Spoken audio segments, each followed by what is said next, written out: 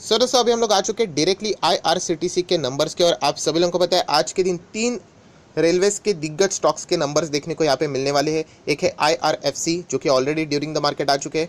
IRCTC के भी आखिरी का जो घंटा था वहीं पे हम लोगों को इनके नंबर्स देखने को मिले। एंड आरवीएनएल, शायद से आरवीएनएल के नंबर अभी तक आए नहीं है, जब भी आ जाएंगे उससे रिलेटेड भी वीडियो बना दूंगा। सो ये तीन कंपनीज के नंबर अभी हम लोग को यहाँ पे देखने हैं। सो नंबर को बहुत ही डिटेल में समझने की कोशिश करेंगे। ऑब्वियसली मैं अगेन एंड अगेन आप लोगों को बोल चुका हूँ कि नंबर्स ऐसे 5 से 10 से 15 मिनट में पढ़ना इतना ईजी नहीं होता है, जो बोलते हैं ना हम लोग हलवा नहीं होता है। बट एक ओवरव्यू में आप लोगों को ज़रूर यहाँ पे नंबरिंग के हिसाब से यहाँ पे देना पसंद करूँगा। सबसे पहले अगर हम लोग बात करें कि क्या आईआरसीटीसी ने यहाँ पे डिविडेंड दिया है, तो यस दोस्तों, यहाँ पे 5 रुपये का डिविडेंड यहाँ पे कंपनी ने घोषित कर दिया है। डेफिनेटली हम लोग कह सकते हैं इसके पहले जो कंपनी ने 2020 हम कह सकते हैं तभी कंपनी ने 10 रुपये का पहला डिविडेंड दिया था, उसके बाद समवेयर अराउंड 2.5 रुपये का दिया था। इस वक्त हम कह सकते हैं थोड़ा सा डिविडेंड कम हो चुका है, क्योंकि प्रॉफिटेबिलिटी के ऊपर भी इम्पैक्ट यहाँ पे आना एक स्वाभाविक बात है, तो शायद से आपके डिविडेंड के ऊपर भी इसका इम्पैक्ट जरूर रहेगा। तो चलिए अभी हम लोग कंपनीज के नंबर्स को थोड़ा सा डिटेल में यहाँ पे देख लेते हैं। आप देख सकते हैं नंबर आपके सामने मैंने ओपन किया है। सबसे पहले मैं एक बार चेक कर लेता हूँ फिगर्स का जो ये रहता है रुपीज़ इन लैक्स, ये देखिए आप लिखा हुआ रहेगा, तो यहाँ पे मैं इसको एडजस्ट कर लेता हूँ थोड़ा सा। सो दोस्तों अभी हम लोग शुरुआत करने वाले नंबर पहले एक बार देख लेते हैं। मार्च इस क्वार्टर के नंबर, क्वार्टर 4 के नंबर, 12 मतलब दिसंबर पिछले क्वार्टर के नंबर, एंड ये भी मार्च 2020 के नंबर। चलो सीक्वेंस तो बिल्कुल ठीक है। सबसे पहले इनकम की अगर हम लोग बात करें, रेवेन्यू फ्रॉम ऑपरेशन, तो चलिए दोस्तों मैं नंबर पढ़ने से पहले आप लोगों को एक ओवरव्यू बताना चाहूँगा। मैंने कल के दिन भी ये चीज़ों की बातें की है। देखिए एक कॉमन सेंस आप लोगों में पहले ही क्रिएट यहाँ पे रहना चाहिए, मतलब एक अंदाज़ा आपको होना चाहिए कि नंबर कैसे आ सकते हैं। तो मैं अपने हिसाब से आपको बता दूँ, कंपनी के number year on year basis खराब हो सकते हैं। यस, क्यों खराब हो सकते हैं? क्योंकि आप सभी लोगों को पता है कि 31 मार्च 2020 मार्च के आखिरी हफ्ते में मोदी जी ने शायद से लॉकडाउन से रिलेटेड घोषणा की थी कि पूरे 21 दिन का वो लॉकडाउन था, राइट। उसके पहले की अगर हम लोग बात करें, जैन फेब एंड मार्च 2020 वाला, मैं पिछले साल की बात कर रहा हूँ, वहाँ पे तो सब कुछ चीज़ें नॉर्मल चल रही थी, राइट। तो वहाँ पे तो अर्निंग कंपनी की ज़बरदस्त रहेंगी। एंड इस वक्त की अगर हम लोग बात करें तो ये वाला तो लॉकडाउन वाला सीजन, बहुत सारे रेस्ट्रिक्शंस, कोविड के फर्स्ट वेव, कोविड की सेकेंड वेव, तो definitely year on year basis number impact रहने वाला है।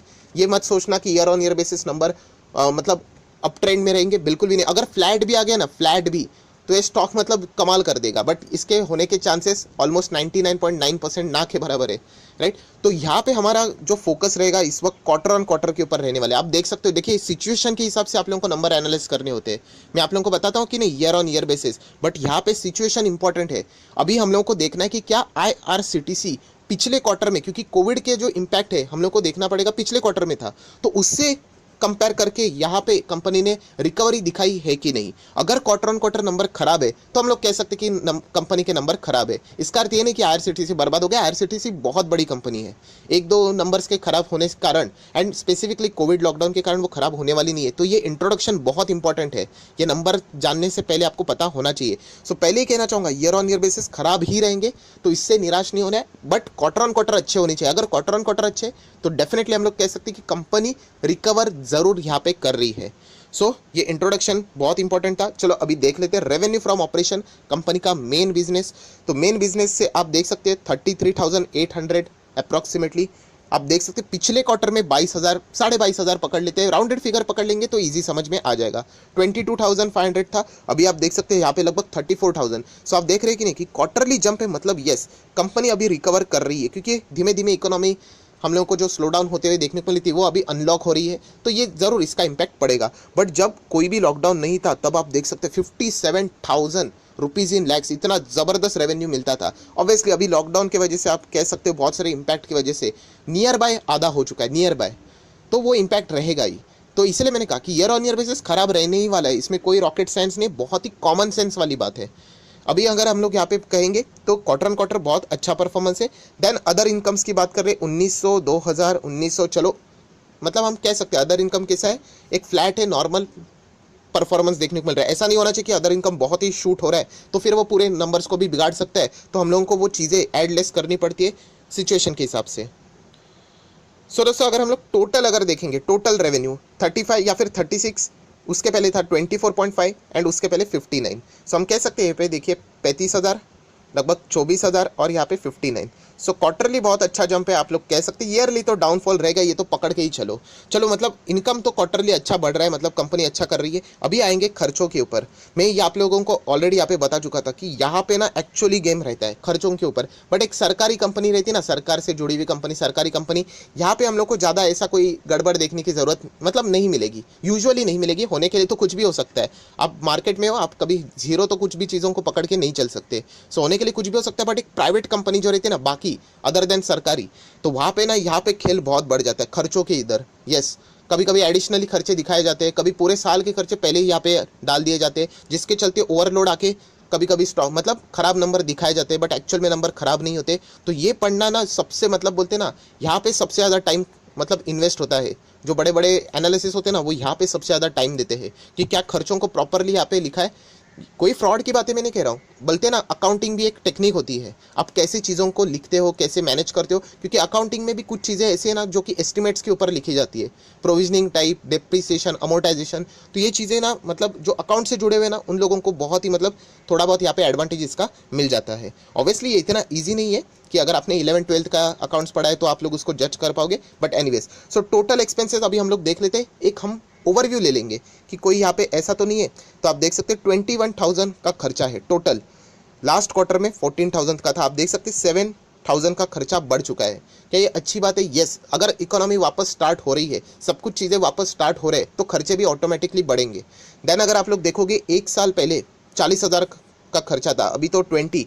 बहुत ही अच्छा इंडिकेशन हम लोग को देखने को मिल रहा है कि इनकम भी आधा हुआ था तो खर्चा भी आधा हुआ है। आप देख सकते हो, इनकम भी हम लोगों ने देखा था, रेवेन्यू देखा था लगभग 60 के आसपास था, यहाँ पे 30 के आसपास। खर्चा भी देख लेना आधा हो रहा है, राइट। तो हम लोगों को समझ में आ रहा है कि सब कुछ चीज़ें नॉर्मल सिचुएशन के हिसाब से यहाँ पे चल रही है। सो इनकम माइनस एक्सपेंडिचर अगर हम लोग करेंगे, एक्सेप्शनल आइटम का एडजस्टमेंट है, बट कोई ज़्यादा मायने नहीं रहेगा, क्योंकि इससे कोई कंपनी के जो नंबर्स है वो कोई ऐसा नहीं होने वाला है कि गेम चेंजर साबित हो सकता है, राइट। तो ये नॉर्मल ही नंबर्स देखने को मिल रहे हैं, तो इसको हम लोग इग्नोर भी करोगे आप लोग तो भी चल जाएगा। सो अभी आ जाते हैं एनपीबीटी, टैक्स के पहले का प्रॉफिट है लगभग चलो 14,000 ही पकड़ लेते हैं रफली, जो कि पिछले टाइम था लगभग 10.5 पकड़ लेते हैं, एंड उसके पहले था लगभग 19, राइट। मैं एक बार लिख लेता हूँ वापस आपको थोड़ा सा, 14, 10.5 एंड यहाँ पे था 19। तो आप देख सकते हैं ईयर ऑन ईयर बेसिस 19 का प्रॉफिट 14 पे नजर आ रहा है, नीचे जा रहा है, ऑब्वियस बात है।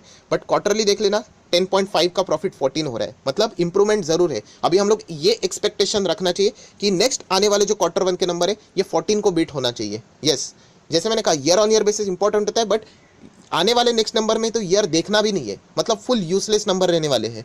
क्योंकि इतना वो ज़बरदस्त गिरावट थी, क्योंकि पूरा कोविड में ही चला गया था क्वार्टर 1, तो वहाँ पे तो नंबर ईयर ऑन ईयर देखो तो 200%, 400, 500% तक की जंप देखने को मिल सकती है। तो इसलिए क्वार्टरली यूजुअली आप लोगों ने देखना चाहिए, या फिर एवरेज नंबर आप लोगों ने निकाल के देखना चाहिए कि कंपनी का year on year basis performance कैसा है। मैं नेक्स्ट क्वार्टर की बात कर रहा हूँ। सो अभी तक नंबर की अगर मैं बात करूँ तो अच्छे नंबर देखने को मिल रहे क्वार्टरली। उसके बाद सारे एडजस्टमेंट हो जाने के बाद फाइनल फिगर देख लेना कितना है, 10,300, 7,800 एंड 13,500। तो हम लोग कह सकते हैं year on year basis down तो जरूर रहेगा, 13,500 से 10,500 के आसपास है ईयरली डाउन है, बट क्वार्टरली आप देख सकते हैं अच्छी इंप्रूवमेंट है। एंड यही चीज़ आप लोग को ईपीएस में भी देखने को मिलेगी। अर्निंग पर शेयर देख लेना 6.49 है, जो कि एक साल पहले 8.45 था। आप देख सकते हो डाउन है, ज़रूर है, चल जाएगा, बट 4.88 से क्वार्टरली 6.50 हो चुका है। सो नंबर कैसे रहे? नंबर डेफिनेटली हम कह सकते हैं आईआरसीटीसी रिकवरी के मोड में यहाँ पे चल रही है, एंड इसी के चलते हम लोग को ये स्टॉक 2,000 के ऊपर देखने को यहाँ पे मिल रहा है। डेट फ्री है, मोनोपोली है, रेलवे जब तक प्राइवेटाइज नहीं होती है तब तक तो हम लोग कह सकते हैं वो इस चीज़ का एन्जॉयमेंट यहाँ पे ज़रूर करेंगे। सो नंबर ओवरऑल अगर मैं बात करूँ तो डेफिनेटली लॉन्ग टर्म के हिसाब से अच्छे ही नंबर है। इससे हम लोग को समझ में आता है कि आईआरसीटीसी का जो बिजनेस है वो अच्छी तरीके से रिकवर भी यहाँ पे हो रहा है। सो दोस्तों अभी हम लोग को देखना है कि कंपनी का जो बिजनेस है आईआरसीटीसी का, नाम में ही 3 चीज़ें आ जाती है, राइट। जैसे कि अगर हम लोग बात करें तो आईआरसीटीसी मतलब टिकटिंग का बिजनेस है, टूरिज्म का भी बिजनेस है, कैटरिंग का भी बिजनेस है। तो ये चीज़ें हम लोगों को यहाँ पे देखनी है कि कौन सा बिजनेस ज़्यादा फायदा दे रहा है। ऑब्वियसली आईआरसीटीसी का मेन जो ब्रेड एंड बटर है वो तो टिकटिंग वाला ही है। आप यहाँ पे अंदाजा भी लगा सकते हैं, आपका ऑब्जर्वेशन अच्छा होना चाहिए। मतलब ये देखिए यहाँ पे 1, 2, 3, 4 बिजनेसेस लिखे हुए हैं, 5 है टोटल अगर देखा जाए तो। सो यहाँ पे अगर मैं 4 ही पकड़ लेता हूँ तो देख लेना सबसे ज़्यादा कहाँ पे रेवेन्यू देखने को मिल रहा है आपको, टिकटिंग में ही देखने को मिलेगा। Internet ticketing 21,000, 14,000, 19,000, right. अगर हम कैटरिंग की बात करें 6,000, 2,000, ऐसे छोटे मोटे बिजनेसेस देखने को यहाँ पे मिल रहे हैं। तो ये पॉइंट भी आप लोगों को यहाँ पे पता होना चाहिए।